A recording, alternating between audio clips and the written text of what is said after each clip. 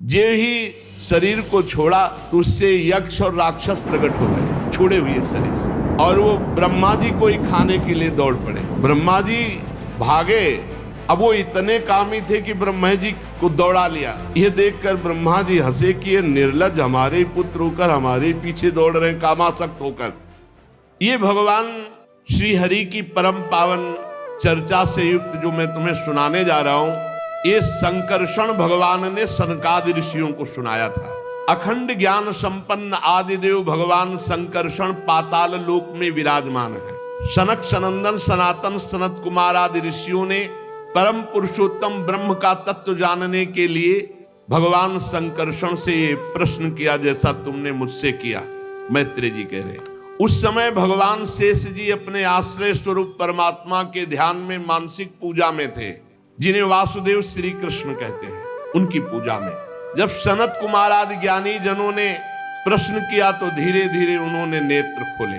सनत कुमार ऋषियों ने मंदाकिनी आकाश गंगा के जल से भींगी हुई जटाओं से उन चरणों को स्पर्श किया संकर्षण जी के, जिन चरणों की नागराज कुमारियां अभिलषित वर की प्राप्ति के लिए प्रेम पूर्वक उपहार सामग्रियों से पूजा किया करती। सनत कुमार आदि भगवान के तत्व के और लीला के दोनों के मर्मज्ञ हैं। शेष भगवान हजारों फण दिव्य मणियां चमक रही हैं, भगवान शेष जी ने सनत कुमार जी को दिया। परमहंसों में प्रधान श्री सांख्यायन जी ने हमारे गुरु पराशर जी को दिया। पराशर जी ने बृहस्पति जी को, और पराशर जी से ही पुलस्त मुनि को, और फिर क्रम से वो मुझे प्राप्त हुआ। मैत्रेय जी कह रहे, इस क्रम से ये ज्ञान मुझे प्राप्त, ये ज्ञान गुरु परंपरा से प्राप्त होता है। सुनो, ये सृष्टि पूर्व में कुछ नहीं थी, केवल जल ही जल, केवल जल ही जल, और उस जल में एकमात्र भगवान नारायण, भगवान संकर्षण शेष जी की सैया पर आराम से वो अपनी ज्ञान शक्ति को अपने अंदर योग माया से आच्छादित करके नेत्र मूंदे हुए शयन कर रहे थे। जैसे अग्नि अपनी दाहिका शक्ति को छिपाकर काष्ठ में रहती, काठ में अग्नि रहती है पर घर्षण करने पर वो दाहिका शक्ति सहित प्रकट होती है। भगवान संपूर्ण प्राणियों को, ब्रह्मा जी आदि सबको लेकर के अकेले शयन कर रहे थे, केवल जल ही जल था जब सृष्टि नहीं थी। भगवान ने अपने को जागृत करने के लिए, पुनः सृष्टि रखने के लिए काल और उसका स्वभाव और उसका कर्म, इनको बाहर छोड़ दिया था। ये विराजमान, नहीं तो जागृत कैसे होंगे? जब काल पूरा होगा स्वभाव बदलेगा, भगवान की नींद टूटेगी, फिक्रिया होगी, इसलिए इनको छोड़ रखा था। अपनी चित शक्ति के द्वारा 1000 चतुर्युग, 1000 बार ये चारों युग व्यतीत हो गए, भगवान जल में ही शयन कर रहे हैं। तब काल शक्ति ने स्वभाव और कर्म को प्रेरणा की तो भगवान के नाभि से कमल प्रकट हो गया। भगवान के नेत्र खुले और नाभि से कमल प्रकट हुआ। वो सूक्ष्म तत्व कमल कोश ऊपर उठता गया, हजारों सूर्यों के समान तेजस्वी महान जलराशि के ऊपर आकर दे दीप्यमान हुआ। उसी में भगवान का दूसरा स्वरूप कमल के ऊपर प्रकाशित हुआ। बिना पढ़ाए संपूर्ण वेदों का ज्ञान जिनको, उन्हें स्वयंभू ब्रह्मा नाम से कहा गया। अब वो कमल की गद्दी में बैठे ब्रह्मा जी आंख फाड़ करके चारों तरफ गर्दन घुमाई तो 4 मुख हो गए। प्रलय कालीन जल के सिवा कुछ दिखाई ही नहीं दे रहा है। भारी तरंग मालाएं समुद्र की। आदिदेव जी ब्रह्मा ने विचार किया कि ये कमल का कहीं आधार तो होगा ही नीचे। कमल कर्णिका पर बैठा हुआ मैं कौन हूं और इस कमल का आधार का है, और ये जल किसने उत्पन्न किया? नीचे कोई आधार होना चाहिए। वो कमल नाल पकड़ के उतरे, खोजते खोजते हार गए पर आधार ही नहीं मिला। 100 दिव्य वर्ष तक दिव्य वर्ष। बहुत काल व्यतीत हो गया खोजते खोजते, लेकिन कहां से कमल उत्पन्न हुआ है आधार ही नहीं मिला। विफल मनोरथ होकर लौट आए और पुनः कमल में बैठ गए। ये प्राणवायु को रोक दिया और चित्त को निसंकल्प करके समाधि में स्थित हो गए। दिव्य 100 वर्षों तक समाधि में रहे ब्रह्मा जी। तब जिसे कमल नाल पकड़कर खोज नहीं पाए थे, उसको अपने हृदय में देखा। प्रभु को अपने हृदय में देखा कि प्रलयकालीन जल में शेष जी की गौर वर्ण, भगवान जो शेष जी हैं वो गोरे रंग के हैं, काले नहीं हैं। श्याम वर्ण के ठाकुर जी लेटते हैं, गौर वर्ण के शेष जी का श्रीअंग वही तो गोरे लखनलाल और गोरे बलराम जी के रूप में है। शेष भगवान ही तो है। गौर विशाल विग्रह, अकेले भगवान पुरुषोत्तम लेटे हुए हैं। शेष जी के 10,000 फण है। कहीं 1000 फण का आता है, यहां 10,000 फण है। छत्र के समान फैले हुए, मस्तक पर बड़ी अद्भुत मणियां,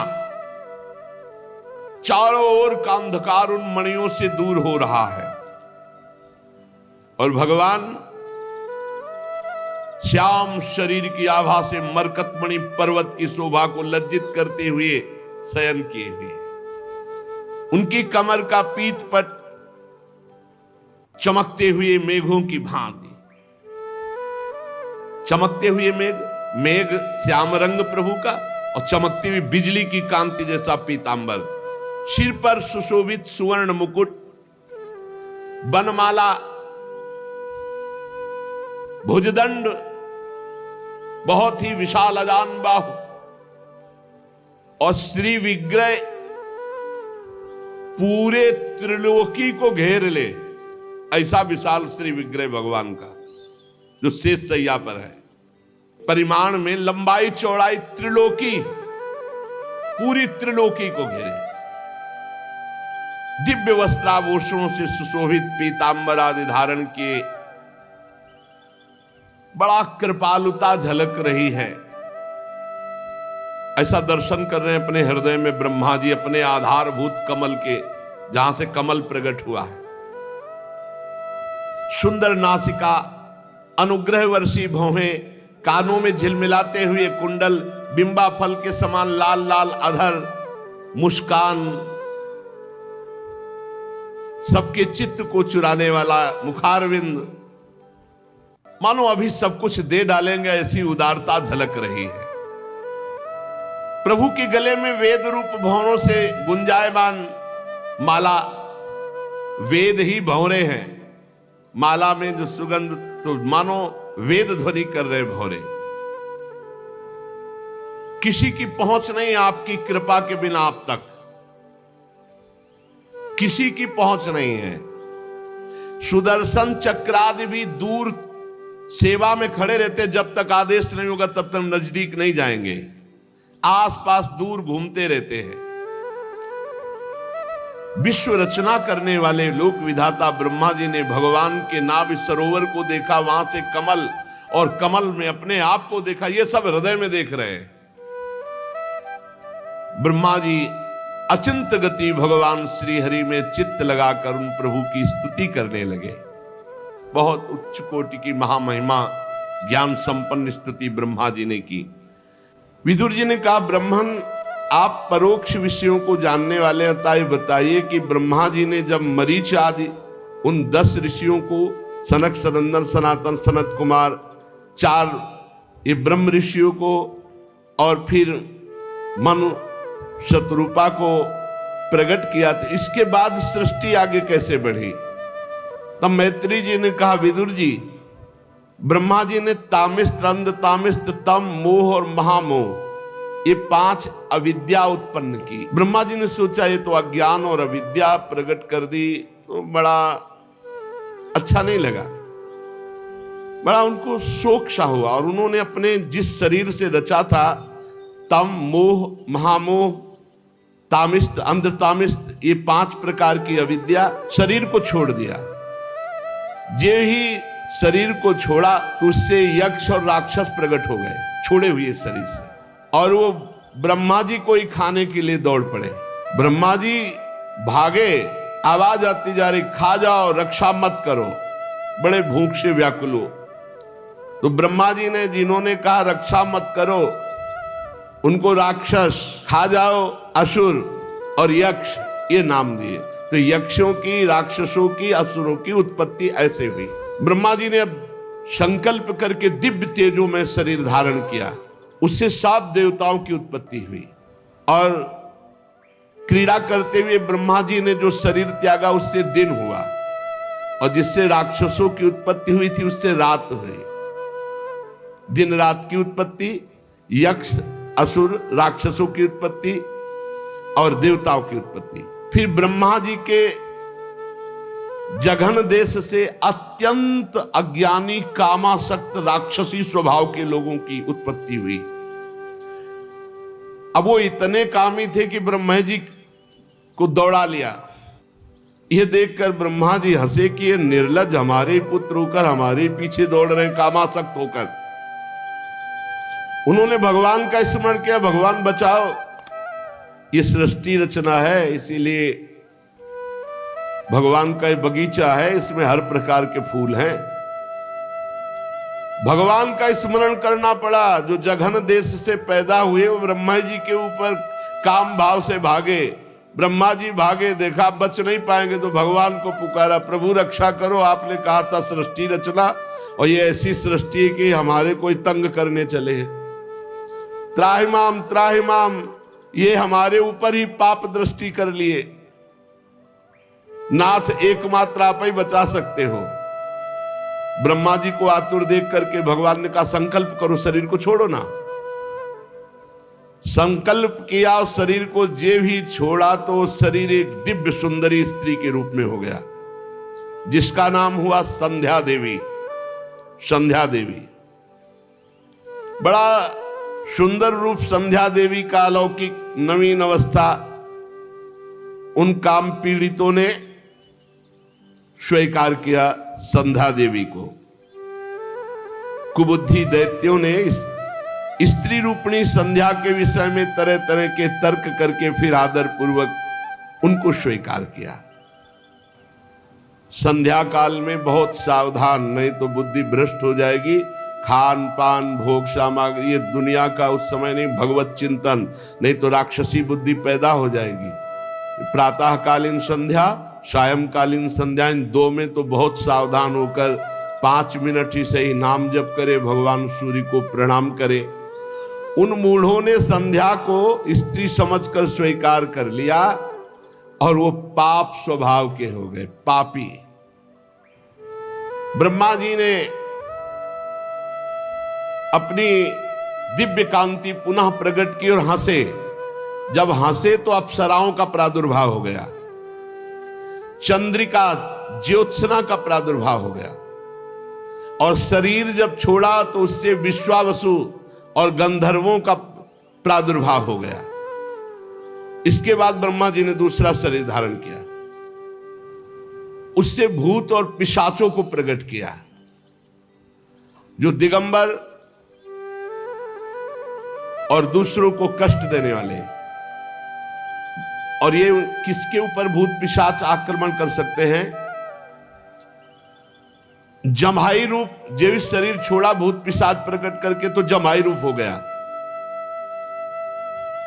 जूठा मुंह और जम्हाई, भगवत विमुख, इनके ऊपर प्रेत का, पिशाच का, ये जितने भी अनिष्टकारी हैं इनका आवेश आ जाएगा। जब जम्हाई हो आज से तो राधा राधा राधा, गोस्वामी जी कह रहे राम राम कई जे जमुहाही तीन्हीं न पाप पुंज समुहाई। बोले जमुहाई शरीर में भूत प्रेत आवेश का कारण। जब जमुहाई आए तो जरूर नाम, वैसे तो नाम हर समय जब जमुहाई आए तो राधा राधा राधा, जय हो प्रभु आपकी जय, श्यामा श्याम, राधा राधा। गोस्वामी जी कह रहे राम राम को। निद्रा के समय आचमन करके पवित्र होके सो, नहीं भूत प्रेत पिशाच इनके आगमन का हो सकता है। जूठे मुंह कभी भी मत रहो, कुछ भी खाओ, आचमन करो, पवित्र हो, तब आप यात्रा करो या बैठो, जो भी। जूठा मुंह, जमुहाई, अपवित्र दशा में नींद लेना, इन्हीं में प्रेतों का आक्रमण हो जाएगा। पिशाच आदि आकर के उन्माद पैदा कर देते हैं, पक्की बात है। सर्वत्र हैं ये भूत प्रेत पिशाच। जूठे मुंह मत रहो, जमुहाई के समय नाम जप करो, जब नींद आवे तो पवित्र होकर के आचमन करके शयन करो, और भगवान का नाम स्मरण चल रहा है तो कोई भी जीते विनायक शुभ अशुभ, विघ्न करे नहीं कोई, विघ्न करे नहीं कोई, डरे कलिकाल कष्ट वे। ये भूत प्रेत उन्हीं के ऊपर आक्रमण करते जो भूत प्रेत के आचरण और स्वभाव वाले होते हैं। ऐसी क्षमता नहीं कि किसी को छू लें, किसी को दंड दे दें, किसी को पकड़ लें, ऐसा नहीं। जो भूत प्रेत आचरण वाले हैं ना, जिन आचरणों से वो भूत प्रेत बने, वही आचरण जो करता है, जूठे मुंह रहता है, भगवत विमुख रहता है, पवित्र रहता है, उन्हीं के ऊपर आक्रमण होता है। फिर ब्रह्मा जी ने उस शरीर को छोड़ा, एक नया शरीर धारण किया तेजोमय। उससे साध्यगण और पितृगणों की उत्पत्ति हुई। और उस शरीर को जब छोड़ा तो साध्य गणों ने क्रमशः काव्य और हव्य, पिंड दान आदि के रूप में स्वीकार किया। फिर ब्रह्मा जी ने नवीन शरीर धारण किया, उससे सिद्धों की उत्पत्ति की, विद्याधरों की उत्पत्ति की, और अंतर्धान नामक तेजोमयी एक स्थिति, अंतर्ध्यान हो जाना। फिर ब्रह्मा जी ने प्रतिबिंब देखा तो बड़ा सुंदर रूप लगा, तो उससे किन्नरों की उत्पत्ति की, किम पुरुषों की उत्पत्ति की। फिर ब्रह्मा जी उस शरीर को त्याग दिए तो उषा काल अपनी पत्नियों के साथ मिलकर के ये किम पुरुष और किन्नर ब्रह्मा जी के गुणगान करने लगे। फिर ब्रह्मा जी विचार करने लगे कि विशेष सृष्टि का विस्तार नहीं हो रहा, तो क्रोधित होकर हाथ पैर ऐसे ऐसे, तो उससे सर्पों की उत्पत्ति हो गई। ऐसे किया, फण वाले सर्प, बिना फण वाले सर्प, बड़े भयंकर क्रूर स्वभाव के नाग, इनकी उत्पत्ति हो गई। क्रोधित होकर हाथ पैर ऐसे अवयवों को फैलाकर, हाथ पैरों को फैलाकर जब ऐसे ऐसे किया तो उससे नाग उत्पन्न हो गए, सर्प उत्पन्न हो गए, फण रूप धारण किए हुए बड़े भयंकर विषधारी। ब्रह्मा जी ने कहा ये भी एक भयानक सृष्टि हो। ये सब ब्रह्मा जी के अंदर वही संकल्प होता जा रहा है जो भगवान कराना चाहते हैं। फिर ब्रह्मा जी ने पवित्र होकर मनुओं की सृष्टि की, जिससे सब प्रजा की वृद्धि हो। फिर उस अपने पुरुषाकार शरीर का त्याग कर दिया। देवता गंधर्व आदि मनुओं की सृष्टि देखकर बहुत प्रसन्न हुए। बोले विश्वकर्ता ब्रह्मा जी, आपने मनुओं की सृष्टि की, इससे बहुत सुंदर सृष्टि प्रकट होगी। ब्रह्मा जी ने कहा प्रभु, आज बहुत समय के बाद मैं आपको जान सका हूं। कैसे दुर्भाग्य की बात है कि आप सबके हृदय में रहते पर देहधारी जीव आपको नहीं जान पा रहा। सबके हृदय में भगवान है, सबके अंतःकरण में भगवान विराजमान है। अरे जब अपने को नहीं जान पा रहा तो भगवान को कहां जान पावे। शरीर मानकर बाहर भटकते हुए पूरा जीवन व्यतीत हो जाता है, पूरा जीवन। भगवान आपके सिवा कोई है ही नहीं हो, ये सब नाम रूप मिथ्या, इन्हीं नाम रूप में फंस गया ये जीव। बहुत बड़ा जाल है। यद्यपि मृषा छूटति कठिनाई, इसीलिए त्राहि माम शरणागत प्रतिपाल प्रभु, बस उन्हीं का सुमिरन। ये गुणों से क्षोभित होने के कारण, सतोगुण रजोगुण तमोगुण से, ये जीव अपने स्वरूप की तरफ नहीं झांक पाता, बाहर ही माया की तरफ भ्रमित होता रहे। ये वस्तु ले ली, अब ये वस्तु ले लेंगे, ये इकट्ठा कर लिया, अब ये इकट्ठा कर लेंगे, ये पा लिया, अब ये पा लेंगे, ये कर लिया, अब ये कर लेंगे, बस ऐसे बाहर। देव जब तक आपकी आराधना नहीं होती, आपकी कृपा नहीं होती, तब तक ये अज्ञान दूर नहीं होता। देखो प्रभु, मैं कितना प्रयास किया, लेकिन कमल कहां से प्रकट हुआ ये मैं नहीं जान पाया। और जब आपका भजन किया तो हृदय में ही प्रकाशित हो गया पूरा ज्ञान कि कहां भगवान विराजमान है, उनके नाभि कमल और उनके ऊपर मैं बैठा हुआ हूं कमल पर, ये मैं देख पाया। सैकड़ों वर्ष ढूंढता रहा, नहीं मिले। ये ढूंढने की जरूरत नहीं, बैठकर भजन करने की जरूरत, कहीं भागने की जरूरत नहीं। भजन करोगे हृदय में ही सब कुछ दिखाई देने लगेगा। हे परमात्मन, आप जो आनंद मात्र भेद रहित अखंड तेजो स्वरूप हैं, मैं आपको भिन्न नहीं समझता। जब ज्ञान होता है तो जानत तुम्हें हो जाए, भिन्न नहीं। इसलिए विश्व की रचना करने के लिए जो आपने मुझे प्रकट किया है, तो आप मुझे सामर्थ्य प्रदान कीजिए। हे विश्व कल्याण में मैं आपका उपासक हूं। आपने मेरे हित के लिए ये अपना स्वरूप दर्शन कराया, जो शेष में विराजमान भगवान श्री हरि। पापात्मा जीव कभी नहीं सोच सकता, ऐसा विचार ही नहीं आ सकता कि मैं आपके दर्शन करूं। ये तु त्वदीय चरणाम्बुज को सगंधम जिघ्नन्ति कर्ण विवरै श्रुतिवात नीतम भक्त्या गृहीत चरणः परया च तेषां नापैसि नाथ हृदयाम्बुरुहात् स्वपुंसां तावत् भयं द्रविणगेह सुहृन्निमित्तं शोकः स्पृहा परिभवो विपुलश्च लोभः तावन्ममेत्यसद्वग्रहार्तिमूलम् यावन्न तेऽहिमभयं प्रवणीत लोकः दैवेन ते हत धियो भवतः प्रसंगात् सर्वाशुभोपशमना द्युमुखेन्द्रियाये कुर्वन्ति काम सुखलेश लवाय दीना लोभा विभूत मनसो कुशलानि सस्वत। पापी लोग तो आपके लिए भावना भी नहीं कर सकते।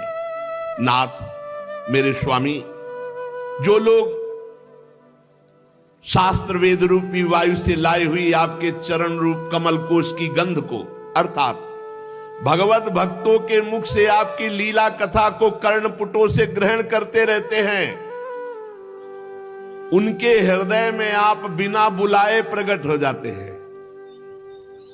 ये तो त्वदीय चरणाम्बुज कोश गंधम जिघ्नन्ति कर्ण विवरै श्रुतिवात नीतम। जो भगवत प्रेमी भगवान के चरणारविंद के आसक्त चित्त महात्मा हैं, इनके मुख से जो भगवत चर्चा निकलती रहती, शास्त्र वेदों का सार, उसको जो लोग अपने कर्णपुटों से श्रवण करते रहते हैं, तो बिना बुलाए भगवान उनके हृदय में प्रकाशित हो जाते हैं, कभी उनके हृदय से दूर नहीं होते। भक्त्याग्रहीत चरणया परयाच तेषाम, वो भक्ति रूपी, पराभक्ति रूपी डोरी से आपके चरणों को बांध लेते हैं। हे प्रभु, जब तक आपके चरणों की शरणागति नहीं होती, आपके चरणों का सहारा नहीं लिया जाता, आपके चरणों का आश्रय नहीं लिया जाता, तब तक वो धन की जंजीर से, घर के बंधन से, परिवार के बंधन से कभी मुक्त नहीं हो सकता। बहुत बड़ी जंजीर बांधी हुई है। लोकैषणा, पुत्रैषणा, वित्तैषणा, ये जंजीरें हैं, ये तभी तक रहती हैं जब तक भगवान का जीव नहीं हो जाता। तावत भयम द्रविण गेह सुहन निमित्तम, फिर उसको परिणाम क्या मिलता है? शोकः स्पृहा परिभवो विपुलश्च लोभा। उसे भय, शोक, भयानक दुख, लालसा, दरिद्रता, लोभ, ये उसको जलाते रहते हैं। जो आपके चरणों से विमुख है, आपके चरणों का आश्रय नहीं लिए, उन्हें धन की डोरी, घर का बंधन, बंधुजनों का, परिवार, रिश्ते नातों का, और उसका परिणाम भय, शोक, लालसा, दुख, दीनता, ये दीनता, दरिद्रता और लोभ, ये उसे बांधे रहते हैं। दुख का एकमात्र कारण है आपसे विमुख होना, आपका भजन न करना। जो लोग, ध्यान देने योग्य बात है, अपने दुखों और अमंगलों का नाश करना चाहते हैं, उन्हें आपके नाम का जप, नाम का कीर्तन और आपकी लीला कथा खूब सुननी चाहिए। मान लो ये अमृत है। और जो लोग आपका नाम जप नहीं करते, आपकी लीला कथा नहीं सुनते, उनकी इंद्रियां उनको ऐसे दुखों में फंसा देती, दुष्कर्मों में लगा देती है कि उनकी दुर्गति होती है। दुर्गति। हे उरुक्रम, हे अच्युत, देखा है आपसे विमुख जनों को, भूख, प्यास, वात, पित्त, कफ, सर्दी, गर्मी, हवा, वर्षा, चिंता, शोक, एक दूसरे के प्रति हिंसा, कामाग्नि, गुस्सा, क्रोध, ये सब जला रहे हैं, क्योंकि भगवान से विमुख है जीव। स्वामिन, जब तक मनुष्य अपनी इंद्रियों से, मन से आपका सेवन नहीं करता, तब तक वो माया के प्रभाव से बच नहीं सकता। संसार चक्र की निवृत्ति नहीं हो सकती। औरों की तो बात ही क्या, बड़े बड़े मुनिगण जब अपने तपो अभिमान में आ जाते हैं और आपकी लीला कथा और आपके नाम से दूर हो जाते हैं, तो उनको पुनः संसार फांस लेता है। बड़े बड़े मुनि जनों फिर वो अर्थ सिद्धि के लिए उपाय करने लगते हैं। सब तपस्या का प्रदर्शन, धर्म का प्रदर्शन, रुपया इकट्ठा हो, बुद्धि बदल गई। प्रभु, आपका मार्ग तो केवल आपके लीला कथा सुनने से ही समझ में आएगा।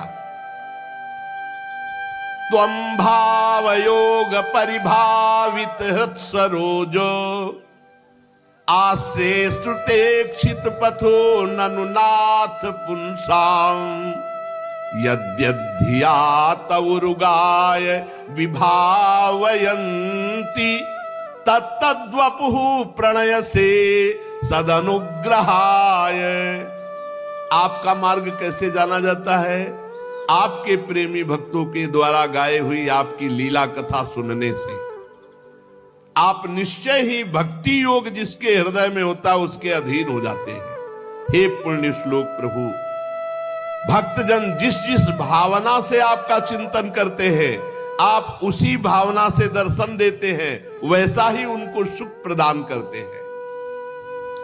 जब ये बड़े बड़े देवता लोग या बड़े बड़े धनी लोग बड़ी बड़ी विपुल सामग्री से आपका पूजन करते हैं, तो आप उतना प्रसन्न नहीं होते जितना दैन्यता से प्रसन्न होते हैं। ये बात ध्यान रखो। धर्म की कमाई और दीन भाव, और दीन भाव में एक रोटी और नमक भी भगवान को ऐसे करके, उतने में प्रभु प्रसन्न हो जाएंगे। पत्रम पुष्पम फलम तोयम ये में भक्त्या, भक्ति भाव से भर करके एक चुल्लू जल, एक फूल, एक पत्ता, एक कोई फल, इतने में मेरे प्रभु प्रसन्न हो जाते हैं। जो दूसरों का हित करता है, भगवान उससे बहुत जल्दी प्रसन्न होते हैं। जो कर्म आपको अर्पण कर दिया जाता है वो अक्षय और अविनाशी हो जाता है। इसीलिए कहते हैं हर कर्म भगवान को अर्पित करो। दान, यज्ञ, कठिन तपस्या, व्रत आदि, इनके द्वारा आपकी प्रसन्नता प्राप्त करना कठिन है। दूसरों का हित करो, खूब नाम जप करो, भगवान की लीला कथा सुनो, हर कर्म भगवान को समर्पित करो, इससे आप प्रसन्न होते हैं। यज्ञ किया, अभिमान है मैं बहुत यज्ञ करता, दान दिया मैंने इतना दान दिया, कठिन तपस्या मैंने तपस्या, मैं ऐसा व्रती, मैं फलाहारी, भगवान प्रसन्न होने वाले। हर कर्म भगवान को समर्पित करके दैन्य, इसी से भगवान प्रसन्न होते हैं। जब आप प्रसन्न होते हैं तो उसके अंदर ज्ञान प्रकट होता है। जब ज्ञान प्रकट होता है तो देखता है संसार की उत्पत्ति स्थिति संहार, ये एक भगवान की लीला हो रही है। ऐसे लीला विलासी भगवान को मैं बार बार नमस्कार करता हूं, जो जीवन भर भगवान की लीला कथा सुनते, नाम कीर्तन करते, अंतिम समय भगवान स्वयं उनके हृदय में प्रकाशित हो जाते हैं। अंतिम समय स्वयं नाम चलने लगता है, विवश होकर नाम चलता है। वो बेसुध है पर नाम चल रहा है, वो बेसुध है पर भगवान प्रकाशित हो गए। यही तो है जीवन भर भजन करने का फल। जन्म जन्मांतर की आवागमन से मुक्त होकर वो ब्रह्म पदवी प्राप्त कर लेता है, वो अजन्मा स्थिति प्राप्त कर लेता है। ये है आपकी शरण लेने का फल। जीवन भर शरण रहकर भगवान की निरंतर चर्चा सुनना, गाना, नाम जप करना, सेवा करना, जो भी कर्म कर रहे हैं भगवान को अर्पित कर देना। इसका फल क्या होगा? अब आगे हमारा जन्म नहीं होगा। इसी जन्म में अंतिम समय भगवान के दर्शन अगर पूरे जीवन में नहीं हुए तो इसमें लिखा हुआ है, प्राण त्यागते समय विवश होकर नाम चलेगा और भगवान स्वयं प्रकाशित हो जाएगा। जीवन भर मेहनत की है, अब आखिरी भगवान बनाते हैं। जीवन भर प्रपंच और नाना प्रकार के विषय भोगे तो वो ही आएंगे चिंतन में, भगवान तो आएंगे नहीं। इसीलिए कह रहे हैं कि जितना समय बचा है अब नाम जप करो, भगवत कथा कीर्तन सुनो, गाओ, खूब जीवन को आनंदमय कर लो।